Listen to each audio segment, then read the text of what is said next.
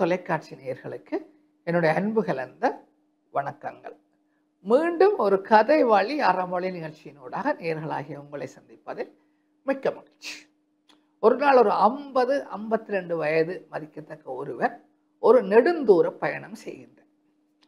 புகையிரதத்திலே அவர் அந்த பயணத்தை மேற்கொள்ளுகின்றார். கிட்டத்தட்ட இரவு முழுவதும் பயணம் செய்ய வேண்டும். ஒரு 12 மணி நேரம் பயணம் செய்தால்தான் அவர் செல்ல வேண்டிய இடத்துக்கு போய் சேரலாம். எனவே அவர் முன்னேற்பாடாக ஒரு நெடுந்தூர பயணத்துக்கு ஒரு வசதியான ஆசனம் கிடைக்காவிட்டால் நெடுந்தூர பயணம் செய்ய முடியாது என்கின்ற காரணத்தினால் முன்னேற்பாடாக அவர் ஆசனத்தை முன்பதிவு செய்து கொள்கின்றார். ஆசனங்களை முன்பதிவு செய்கின்ற வசதிகள் போயிரத நிலையங்களே இருக்கின்றன. அவர் பயணம் செய்ய இருக்கின்ற திகதி அவருக்கு ஏற்கனவே தெரியும். எனவே ஒரு ஆசனத்தை முன்பதிவு செய்து கொள்கின்றார். இவர் பயணம் செய்ய வேண்டிய நாள் வந்த அன்றைய தினம் அவரது மனைவி அவரை தன்னுடைய மோட்டார் சைக்கிளிலே அந்த போயிரத நிலையத்திலே இறக்கிவிட்டு செல்கின்றார்.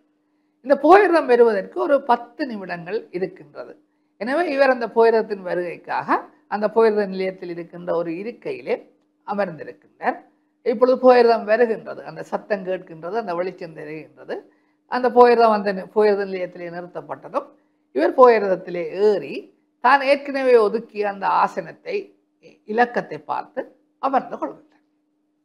இப்பொழுது அந்த போயிரதம் புறப்பட தொடங்குகின்றது. இவருக்கு பக்கத்திலே உள்ள இருக்கையிலே ஒரு 20-22 வயது மதிக்கத்தக்க ஒரு இளைஞன் அமர்ந்திருக்கின்றான்.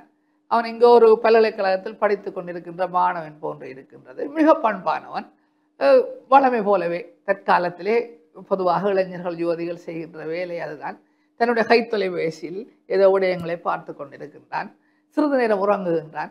மீண்டும் ஒழும்பி கைத்தொலைபேசியிலே சில விடயங்களை பார்க்கின்றான். இவருக்கு உறக்கம் பெறவில்லை. அந்த தான் அமர்ந்திருக்கிற அந்த இருக்கையை சுற்றி பார்த்து கொண்டே இருக்கின்றார். அவருடைய இருக்கைக்கு பின்பாக உள்ள 2 இருக்கைகளிலே ஒரு கணவனும் மனைவியுமாக ஒரு நடுத்தர வயதை தாண்டிய 2 பேர் அமர்ந்திருக்கிறார்கள். இவருக்கு முன்பாக உள்ள இருக்கையிலே 2 நடுத்தர வயது மனிதர்கள் அமர்ந்திருக்கிறார்கள். இவர் இதையெல்லாம் பார்த்து கொண்டு இருக்கும் பொழுது ஒரு நள்ளிரவு தாண்டியதும் இவருக்கு உறக்கம் வந்து விட்டது. அப்படியே தன்னுடைய அந்த இருக்கையிலே உறங்கிவிட்டார். இப்பொழுது புகையிரதம் இவர் இறங்க வேண்டிய இடத்தை நெருங்கி கொண்டிருக்கின்றது.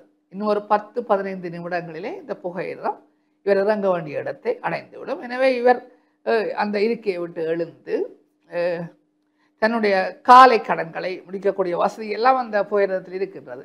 அதையெல்லாம் நிறைவு செய்து விட்டு வந்த பொழுது இவரது காற்சட்டை பின் பொக்கெட்டில் வைக்கப்பட்டிருந்த பேர்ஸை காணவில்லை. இந்த பணத்தை வைக்கின்ற பணப்பையை காணவில்லை. அவர் அப்பொழுதுதான் அவதானிக்கின்றார், தன்னுடைய பணப்பையை காணவில்லை. உடனே அவர் யோசித்து பார்க்கின்றார், எப்பொழுது நான் இந்த பணப்பையை கடைசியாக பார்த்தேன் என்று யோசித்து பார்க்கின்றார். அவர் அந்த முதலாவதாக அவருடைய மனைவி ஒரு புகையிரத நிலையத்திலே இவரை கொண்டு வந்து விட்டு சென்ற பின்னர் புகையிரதம் பெறுவதற்கு 10 நிமிடங்கள் இருந்தபடியால் அவர் அந்த ஆசனத்திலே அமர்ந்திருந்த பின்னர் அந்த புகையிரதத்தில் ஏறியிருந்தார். அவருக்கு அந்த ஞாபகம் வருகின்றது. புகையிரதத்தில் தான் ஏறும் பொழுது தன்னுடைய பணப்பையை தான் தொட்டு பார்த்த ஞாபகம் வருகின்றது. அப்பொழுதும் பணப்பை இருந்தது.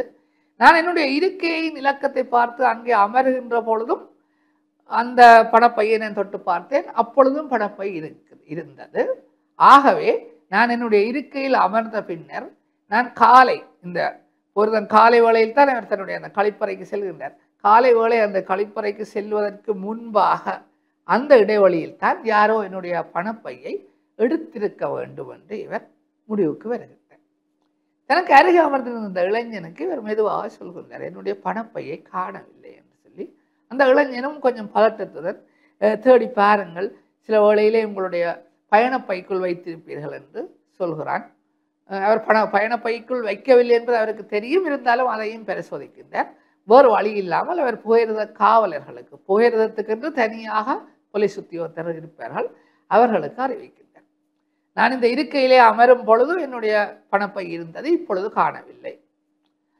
இது ஒரு ஏற்றுக்கொள்ளப்பட முடியாத விடயம். ஒருவர் ஒரு பணப்பையை காணவில்லை என்று சொன்னால் இந்த போலீஸ்கார் அந்த மற்றவர்களிடம் அதை பற்றி விசாரிக்கின்ற அந்த தன்மை எத்தனை தூரம் சரி என்று தெரியவில்லை. ஒருவர் பணப்பையை தொலைத்ததற்காக அருகே இருக்கும் இன்னொருவரிடம் அதை விசாரிக்க முடியாது. அது மனித உரிமை மீறல். ஆனால் பொதுவாக இது நடைபெறுகின்றது.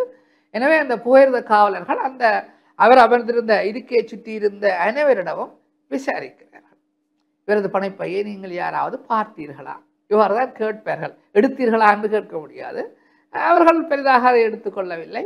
இல்லை, நாங்கள் பார்க்கவில்லை என்று சொல்லிவிட்டு செல்கிறார்கள். இப்பொழுது இவர் இறங்க வேண்டிய புகையிரத நிலையமும் வந்துவிட்டது. ஒவ்வொரு பயணியாக இறங்கி செல்ல முயல்கிறார்கள். இவருக்கு அந்த இளைஞன் மீதுதான் சந்தேகம் ஏற்படுகின்றது. இவன் தான் எனக்கு அருகில் இருந்தான், இவன் தான் என்னுடைய பணப்பையை எடுத்திருக்க வேண்டும் என்று. ஆனாலும் வெளிப்படையாக கேட்க முடியாது. அந்த இளைஞனும் இவரை பார்த்து சரி வருகிறேன் ஐயா என்று சொல்லிவிட்டு இறங்கி சென்று விட்டான். இவருக்கு வேறு வழி தெரியவில்லை. இறுதியாக ஒரு முறை தேடி பார்ப்போம் என்று சொல்லி தன்னுடைய ஆசனத்தில் அமர்ந்திருந்து அந்த ஆசனத்தை சுற்றி பார்க்கின்றார். அவரது ஆசனத்தின் அடியிலே உள்ள ஒரு சிறிய இடைவெளிக்குள் அந்த பணப்பை இருப்பதை கண்டு அதனை கண்டெடுக்கின்றார். புகையிரதம் புறப்பட்டு ஓடிக்கொண்டிருந்த பொழுது இவரது பணப்பை இவரது காற்சட்டை பைக்குள் இருந்து வெளியே விழுந்திருக்க வேண்டும். புகையிரதம் ஆடி ஆடி செல்லும் பொழுது அந்த பணப்பை அந்த இடத்திலே அகப்பட்டிருக்க வேண்டும். இதுதான் உண்மையில் நடந்திருக்க வேண்டிய அல்லது நடந்திருக்கின்ற விடயம். ஆனால் இவர் மற்றவர்கள் மீது சந்தேகப்பட்டு புகையிரத காவலர்களுக்கு அதனை அறிவித்து அதிலும் தனக்கு பக்கத்தில் இருந்த அந்த இளைஞன் மீது இன்னும் அதிக சந்தேகப்பட்டு பல தவறுகளை இழைத்து விட்டார். நேயர்களே, இந்த கதையும் இந்த பாடமும் உங்களுக்கு பிடித்திருக்கும், புரிந்திருக்கும் என்றே நம்புகின்றேன்.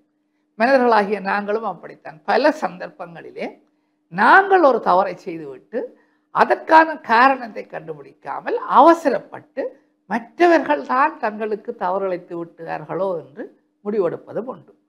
அவ்வாறாக நாங்கள் இருக்கக்கூடாது என்கின்ற விடயத்தை தான் இந்த கதையினூடாக நான் புரிந்து கொண்டேன். மீண்டும் ஒரு கதை வழி அறமொழி நிகழ்ச்சியினூடாக நேயர்களாகிய உங்களை சந்திக்கும் வரை உங்களிடமிருந்து விடைபெற்றுக் கொள்கின்றேன். நன்றி, வணக்கம்.